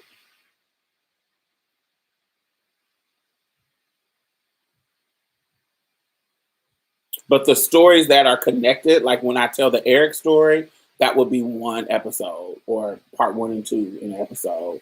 Um, but it would be different actors playing the role. That's how I would do it. Yeah.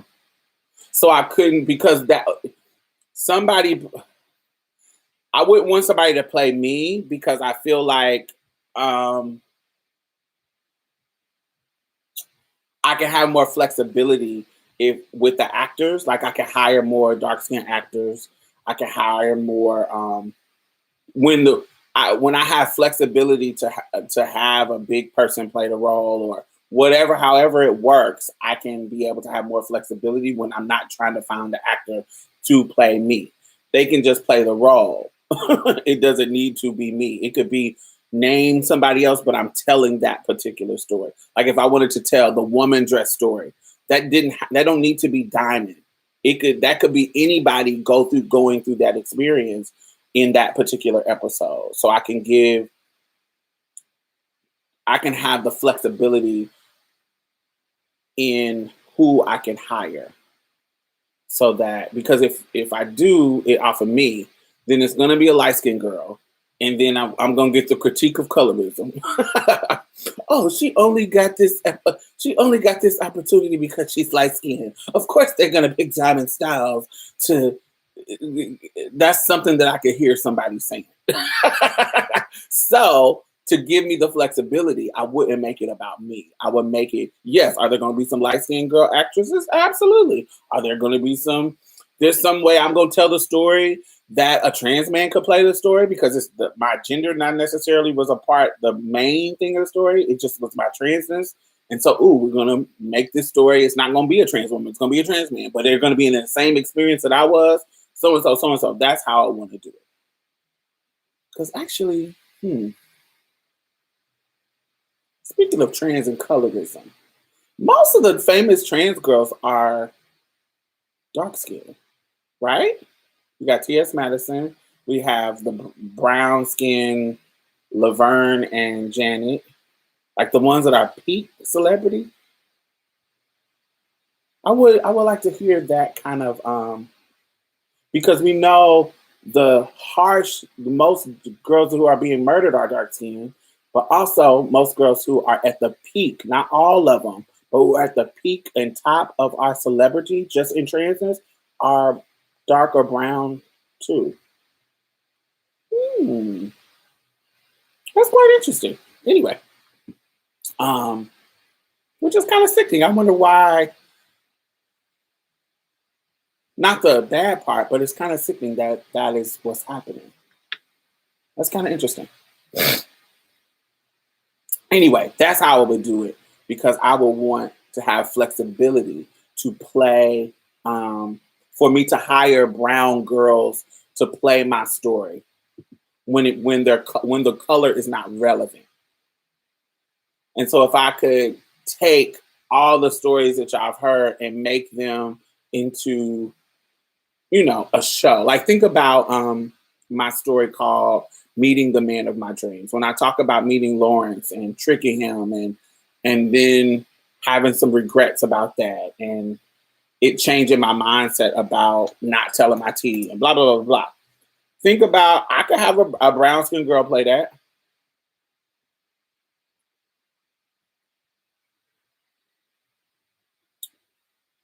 If you need help, go to Tyler Perry to help you cast voice. Baby, I know how to pick men, baby. There are going to be some eye candies. I know what the people like. I know what the people like. But sometimes they're not going to be eye candies. Sometimes they're going to be ugly. Because, honey, sometimes we have ugly boys with big old dicks.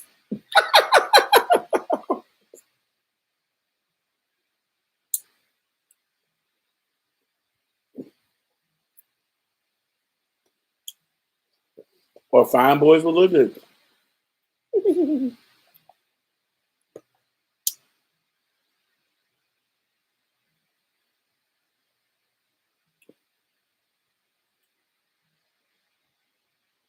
I know African and others from black countries, so what y'all consider dark skin is average to me. Mia and Z was talking about that. We were talking about that with how everybody's image of what dark skin and light skin is different. Because,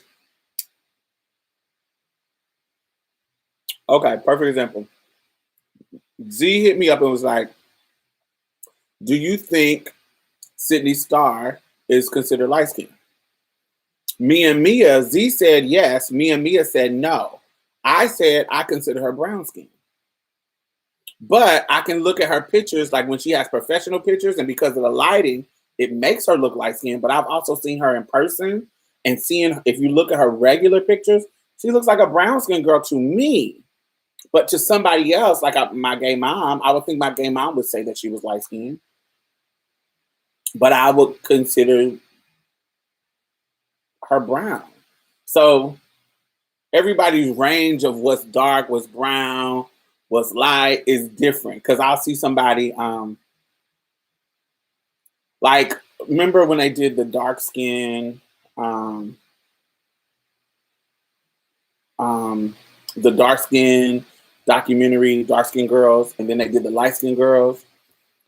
Like, I remember they had put um, Tatiana Ali on the light skinned girls ones.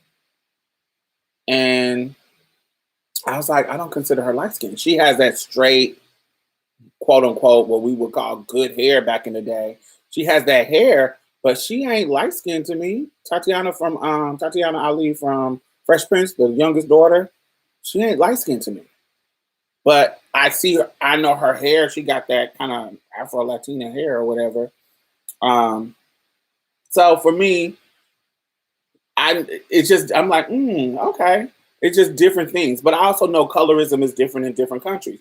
Was dark skin in South Asia, um, or you're like in Cambodia, there's like Thailand people, Cambodian people, like they may be my color, but to them, this is dark skin. Um,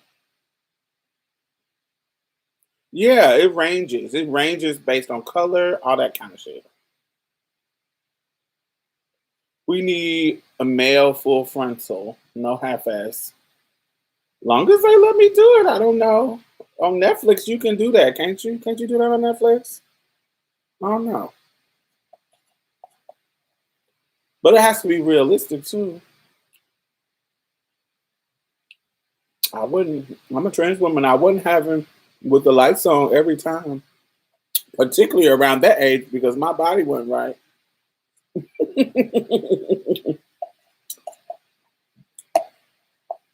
I was padding, honey. So I wouldn't be having the tray in a light.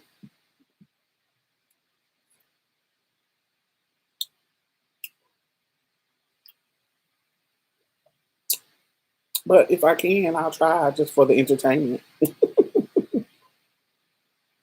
I agree. I realize that a lot in American culture. Here in UK, everyone you name isn't considered dark skinned. Mm-mm. Gotcha. Yeah. When you get in other cultures and talk to other people, you see how arbitrary and silly the colorism shit is. It's stupid.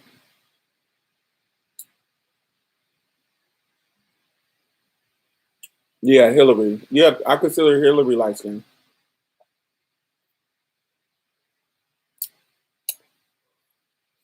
Like, who else? I'm trying to think of somebody in the middle. Like, I would consider Plies brown, but somebody else might consider him light.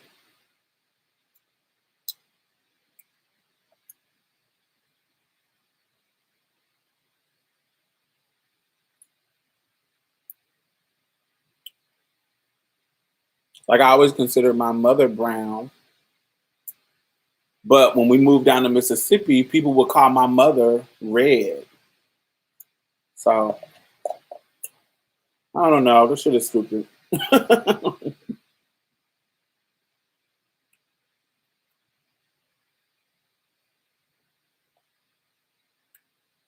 hmm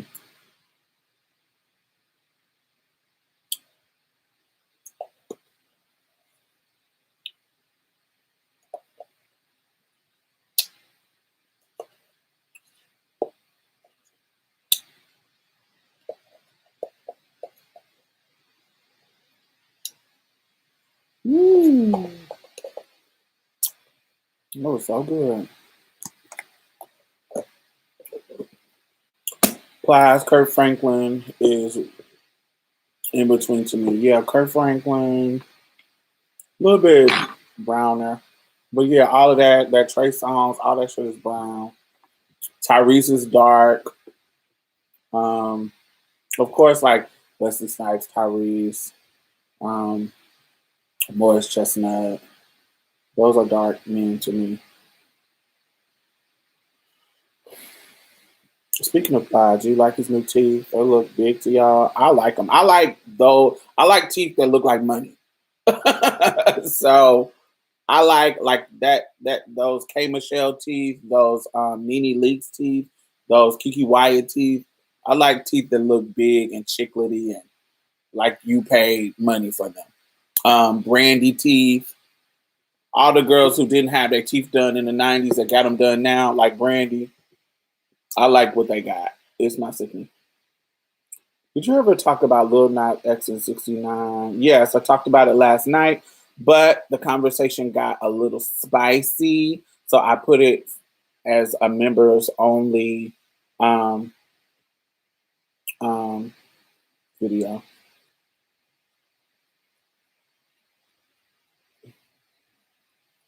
Do you ever talk about it's giving Steve Harvey special to me. That's what I'm talking about. Steve Harvey specials are my fave. I love those are the type of teeth that I like.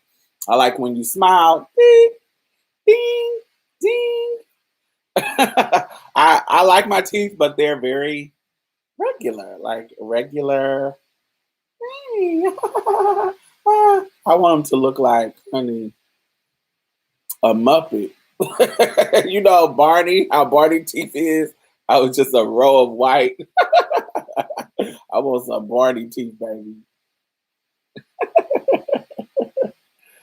Ooh, I just pledged allegiance to a new bag, new job. So let me tiptoe over to the Patreon. No. It's not on the Patreon. So there's two different. So just so y'all know, it's two different things. So the Patreon is for Marsha's Play. It is for Marsha's Play, so you can see the videos and exclusive interviews and stuff that we post for Marsha's Play.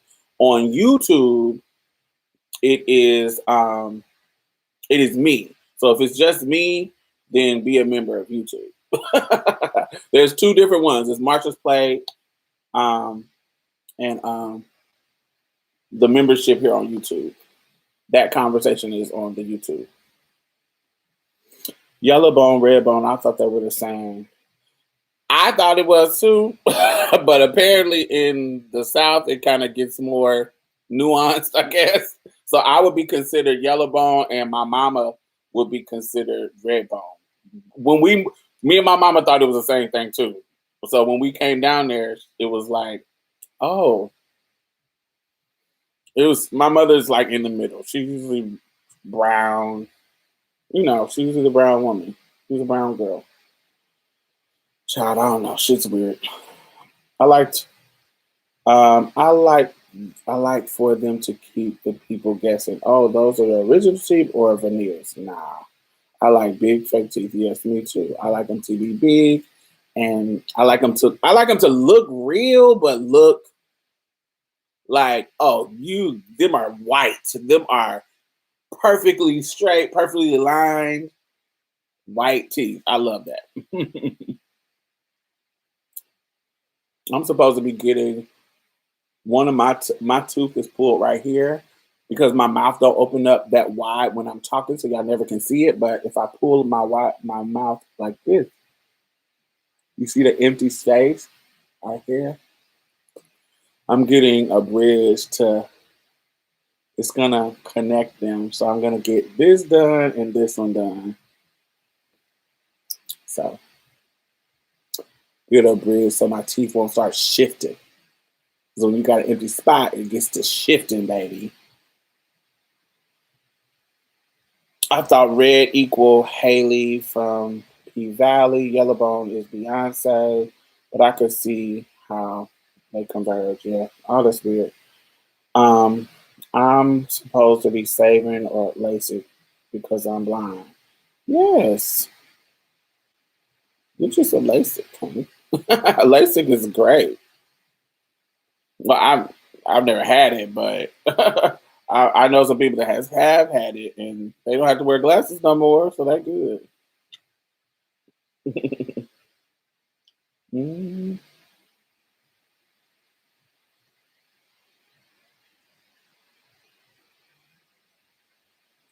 Haley from P Valley. Haley. Which one name was Haley? Oh, the light skinned girl, duh. Oh, see, I would be, it would be opposite for me. Beyonce would be red, and Haley would be yellow for me. But they are interchangeable. But anyway. Well, not blind. That's ableist language, but my eyesight is really bad. Yeah, get you some LASIK, child. Get you some LASIK. That's what I would do. Oh,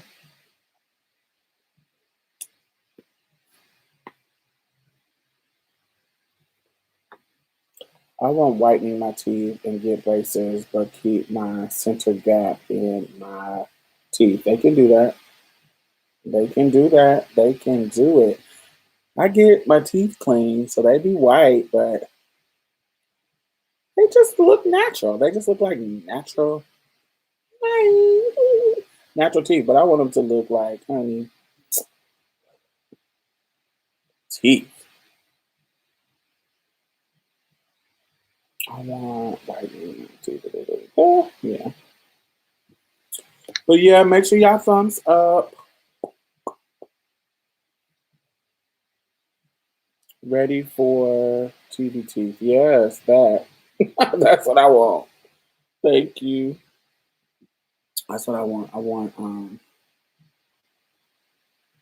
just hey all that. I want it to be beaming. As soon as you open your mouth, bright, brighty, pearly whites.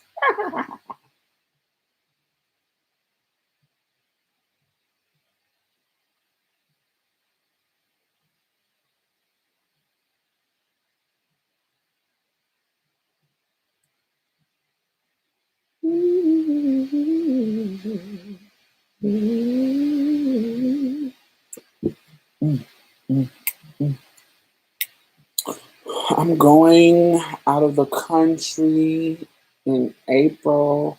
I can't, it's a secret. I can't wait to tell y'all when I come back.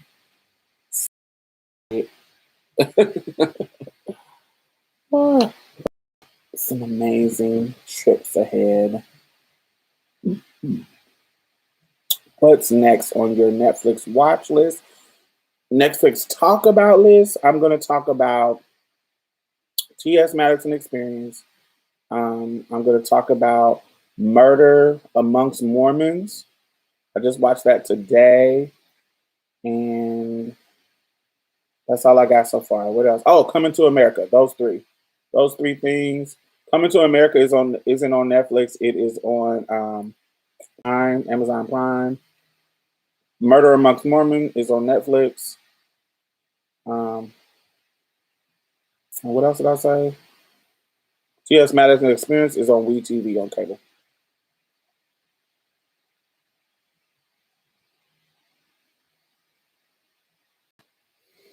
Your teeth are so nice now. Would you wait till you get older to get veneers? If I had the money, I would get my teeth done now. If I had the money, honey, shave these things down and put them the veneers on, baby. Give me a Miss America smile, baby. Yes, I would do it right now. There's a lot of shit. If I had money, I would do, honey. I would be getting a tummy tuck. My stomach would be sucked and flat. My titties would be up to here. I would be getting all kind of stuff if I had money. But I'm a broke, just under middle class, trans money.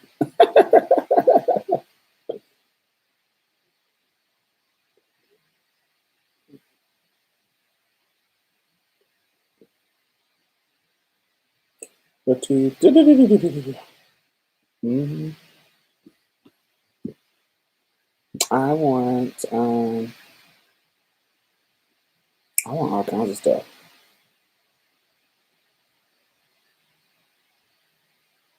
Yeah, I haven't because I'm broke. I haven't really looked at the options. I've heard about different options, but I'll wait till I get some coins to go see. I like Dr. Montoya in Colombia. His shit be so fire. He did Rick Ross. He did Rick Ross teeth. Ooh, they so fire. Um, I love his results be exactly how I like. Dr. Montoya in Colombia. If you're on Instagram, if y'all have your phone, his Instagram is. I can't wait to YouTube let me invite other people in. I was trying to like I could invite y'all to a Zoom because I got a professional Zoom too, where we can all talk to each other. But I don't know how I would do that. Like, I guess will I send it out on Twitter or I don't know. But then people can just hop in that I might not want to be in there. I would have to. Yeah, it'd be too much. Um, would y'all want to do that? Would y'all want to do a Zoom where we all can see each other? Let me see, Dr. Montoya. Yes, it is Dr. Mario Montoya. Montoya.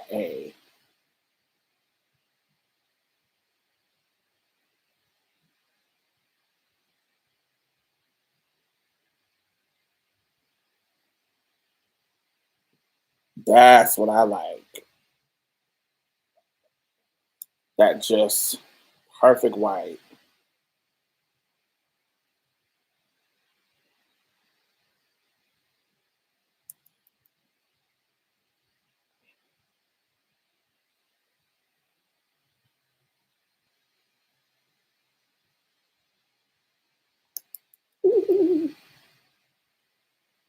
Let me see if I can take this down, this light down, so y'all can see. Y'all see? That's gorgeous. That's Dr. Mario Montoya. Look how pretty these are. Taking them ugly ass golds out.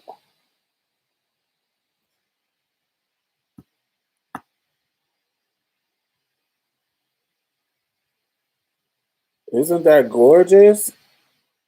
That's what I like. That is what I like. We need a Marshall's Plate Zoom Live. Y'all, so let me tell y'all something. Mia and Z are not, I don't want to say they're not dedicated, but to actually do content and engage with the audience like I do, they're not dedicated like that. So if I say Mia and Z, let's do a weekly Zoom live, they wouldn't do that. Like they're not consistent like that. Like I gotta chase them. they're not they're not invested like that. They'll come like we supposed to record every Saturday, honey. We'll record Wednesday, and I'll hit them up. It's just that they're not into um it like me.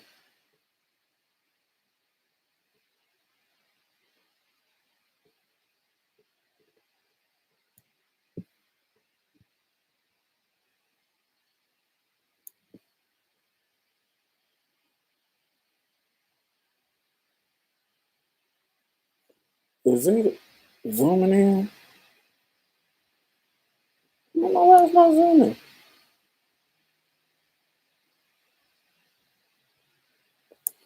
But I love that. Maybe it's a one-time thing, not a regular. The Big Go thing never came to be. Yes. And then Big Go, they don't pay you. The Big Go, how Big Go works for you to get paid is you have to give them 30 hours of online time and or you get half of your money. So if you don't give them 30 hours, you get half of the pay that you're supposed to get. And 30 hours is a job.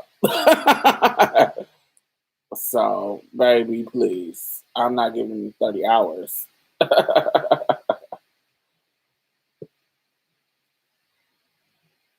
Am I the only person who still likes grills? I think so. I don't. I didn't like them before. I never really liked grills. I always liked pretty, just regular teeth. Zoom it back up, honey. It's not. It's looking real gray and dark.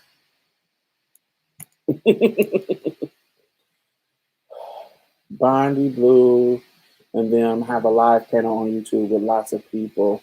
I can't recall the program name. People can also jump on and off. I need to figure out how to do that because I don't know how to do it.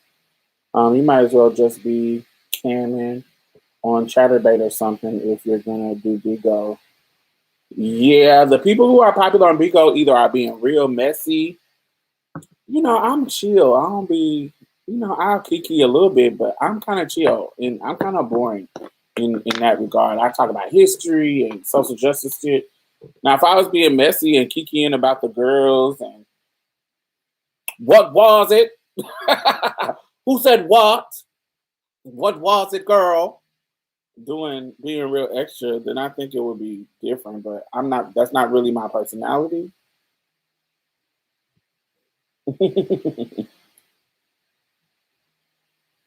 Yeah, because me and Brianna got a vibe. We think we simulate where we can kiki about stuff. Um,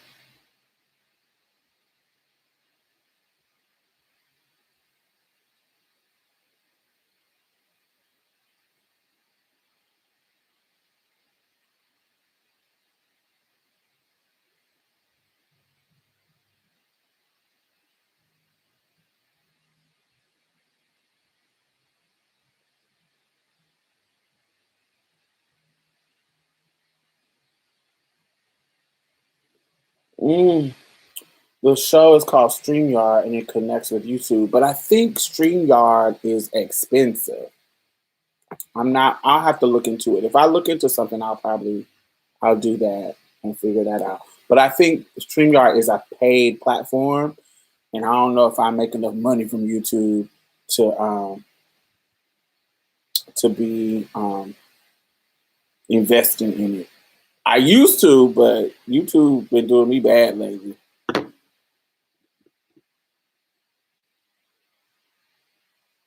My money is from my podcast, Patreon and podcast. That's where my coins are. And my job, of course, as executive director. But as far as like creating content, my money is in my podcast. That's where it's at.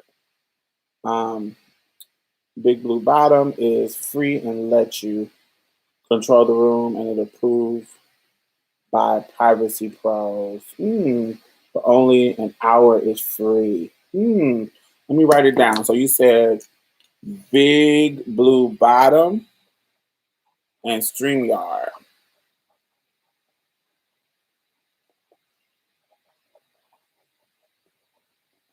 Because I would love to bring the girls on, like some people that I like, and StreamYard. I've been on StreamYard for events, and I don't know what it is. Sometimes it works perfectly, and sometimes it works shitty. But I don't know if it's sometimes people's internet or something. Oh, button. You said bottom, or did I read that wrong? Oh, it's still spelled wrong, but it's not bottom. Big blue button. Big blue button. And StreamYard. What else? Anything else I should know?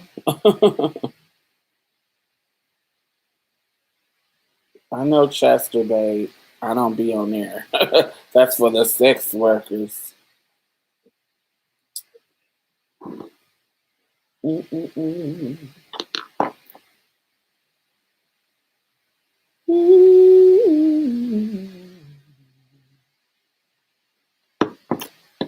Mm-mm-mm. But all right. I will see y'all tomorrow at 2 p.m. Eastern time. 1 p.m. Wait. Yes. Wait, what's that? Yes. 2 p.m. Eastern time. Make sure y'all thumbs up before y'all go. Um, I will be talking to my spiritual mother, my Ia. If you listen to Marsha's Plate, you've already listened to the show. But if you haven't listened to Marsha's Plate, you'll be able to see us actually talking here on YouTube. And and that's it. So I will talk to y'all later.